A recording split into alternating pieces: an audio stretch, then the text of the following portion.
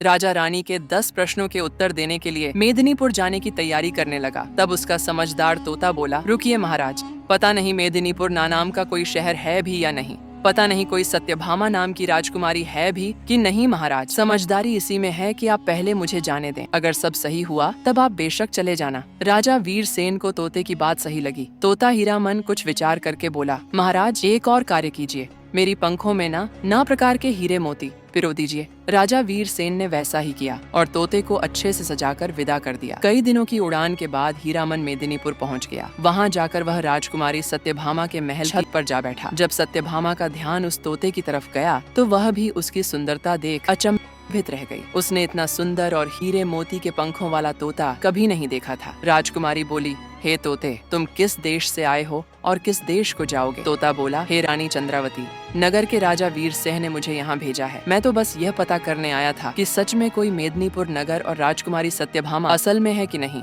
पर हे रानी, मैं तुमसे एक बात पूछना चाहता हूँ। सच बताना, तुम इतनी उदास क्यों हो? ऐसे क्या पाप किए हैं तुमने? तोते की बात सुनकर राजकुमारी सत्यभामा हैरान रह गई। उसने अपने मन में सोचा, ये तोता नहीं बल्कि कोई राजकुमार है। यह मंत्र से तोता बनकर मेरा भेद लेने आया है। इसको पकड़कर मार देना चाहिए। यह विचार कर रानी बोली, सभी लोग जन्म से ही पापी होते हैं जो इस संसार में आते हैं। मैंने इस शरीर को पाकर कोई सुख नहीं पाया। हे सुआ महाराज, मैंने वर ढूंढने के लिए बहुत से देशों में ब्राह्मणों को भेजा, लेकिन किसी से भी मेरी जोड़ी नहीं मिली। राजकुमारी की बात सुन तोता बोला, हे राजकुमारी, जैसी तुम सुंदर और आकर्षक हो वैसे ही मेरे राजा हैं। विधाता ने तुम दोनों की जोड़ी बनाई है, इसलिए तुम मेरे साथ चलो। राजकुमारी सत्यभामा तोते की बात सुन बोली, हे तोते, तुम ठीक कह रहे हो, मुझे तुम्हारी बात पर विश्वास है। विधाता ने कृपा की, जो तुमने मुझे दर्शन दिए, अब तुम हमारे पास आओ और बताओ वह राजा कौन है और कहाँ रहता है। मेरी अंगूठी ले जाओ और उससे मेरा विवाह कराओ। मैं उनकी दासी बनकर जन्म जन्म उनके दर्शन करती रहूंगी।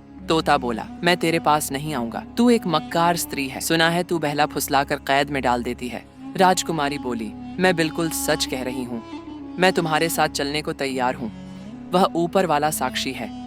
तुम मेरे पास आ जाओ, मैं तुम्हारी मेहमान नवाजी करूंगी। तुम मुझसे क्यों डर रहे हो? मुझे दासी बनाकर अपने साथ ले चलना।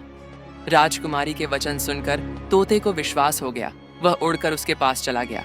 राजकुमारी ने तुरंत उस तोते को पकड़ लिया और कपटी मुस्कान के साथ बोली, हे दासी, जल्दी से छुरी लाओ और इसका सिर काट दो। यह कोई तोता नहीं है, यह तो कोई बड़ा पापी है जो मंत्र तंत्र करके मेरा भेद जानने आया है। तोता बचता रहा था कि क्यों उसने राजकुमारी का विश्वास किया। वह बचने की युक्ति सोचने लगा। बने रहे।